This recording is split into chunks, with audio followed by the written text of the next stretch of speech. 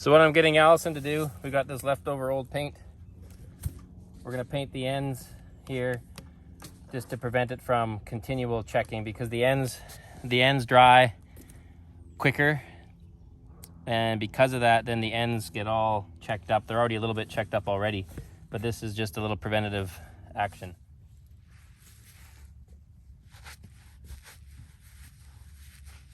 Jakey, come here, please.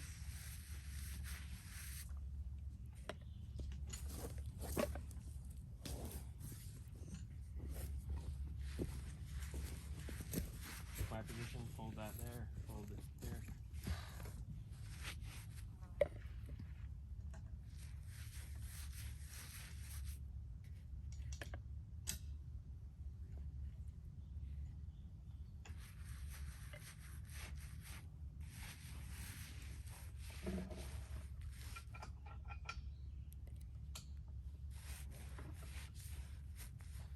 I don't know what that sound is. There's something down there, right?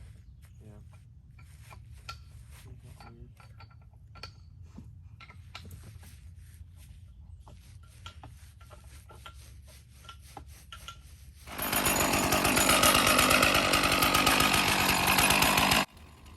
Alrighty, we're back to the Alaskan milling. I've got the depth at 2 inches because these boards I want to make into lumber. So I'm doing a 2-inch depth cut, and I'll interject now and then when I need to. Other than that, just enjoy the milling.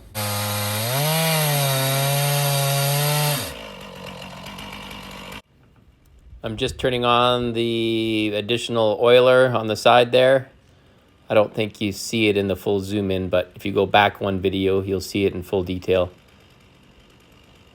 There you go. You do get a few drips. Nice. There it goes. Okay, now we're off to the races. And I didn't use the pulley on this because the cedar was pretty easy cutting, and I didn't have to really, I just had to use just my upper body weight to go against it. And the saw, I didn't really have to push that much. The saw basically does the cutting. A little bit of pushing. If I didn't push, it would just stall on one spot. But overall, this was actually very, very, very nice milling, and pretty happy with it.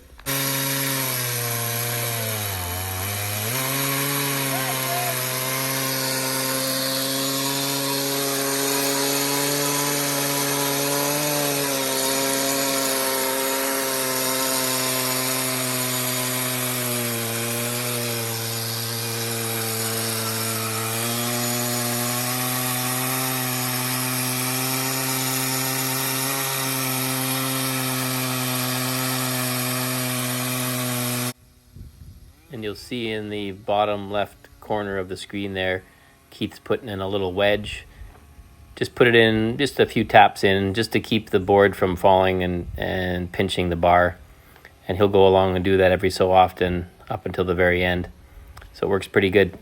If I was doing this by myself, I'd have to stop and put those in, and that just makes the cut a little bit less continuous. And actually, every time you stop, I find that it does give a little mark on the saw and the wood. So this is nice to have an extra set of hands.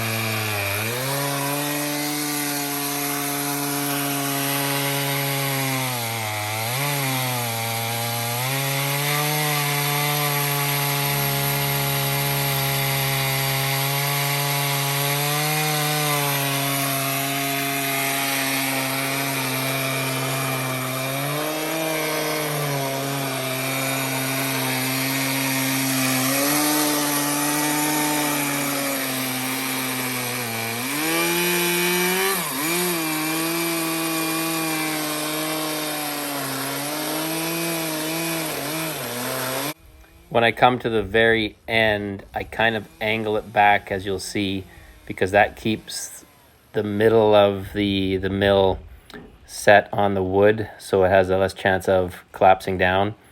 And then I have to really hold it up from pulling down, otherwise the end of the board would have a big scoop down on it.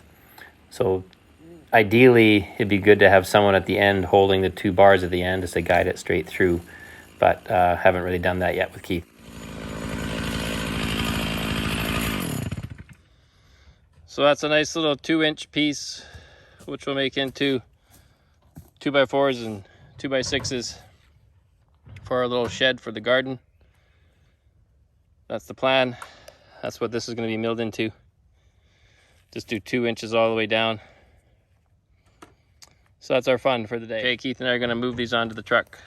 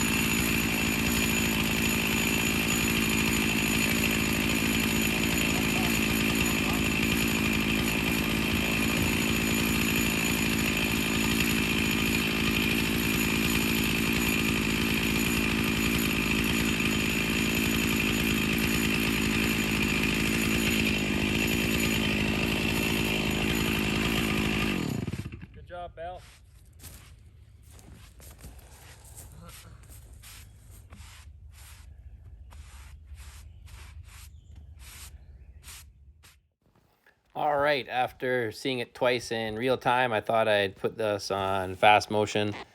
And you can see the same process here, that we mill it, Allison comes along and cleans it. Here we lift it up a little bit to get it up off the ground so the chainsaw is not riding on the ground. And that actually worked quite well. And Keith, with his able body, was able to lift it. Here, I think on this cut, I asked Keith to help at the end. Oh no, not yet. Maybe that's the last one. There we go, sweeping it off, doing it again. I may have to gas up here a bit. Yeah, and then do another cut. Here, I think I asked Keith to help at the end. Nope, not again, I don't. I thought I did.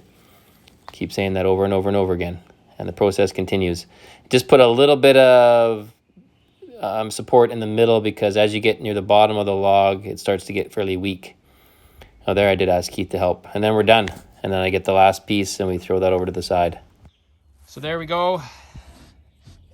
We've got 1, 2, 3, 4, 5, 6 2x whatever I want them to be out of that. So 6 boards. And like I said, we'll make some 2x4s out of this, 2x6s if we want. 2x4s probably. Full 2x4s. So we should be able to get 1, 2, like 3 from each, 3 or 4. Yeah. 1, 2, 3, 4, 5, 6, 6 times 3, 18, 18 to 20. 18 to 20 2x4s.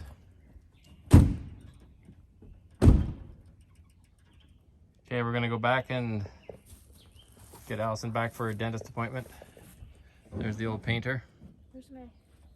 Your water is right there. And this is how we dry it.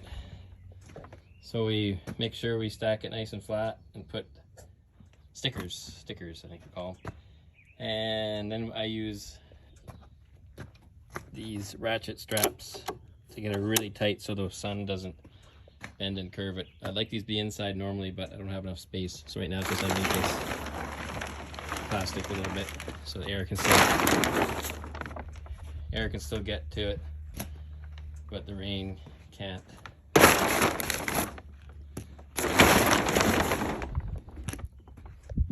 So that's the fun for today. Comes to a close. We'll let them dry a little bit, and we'll make some lumber out of them. We dry it.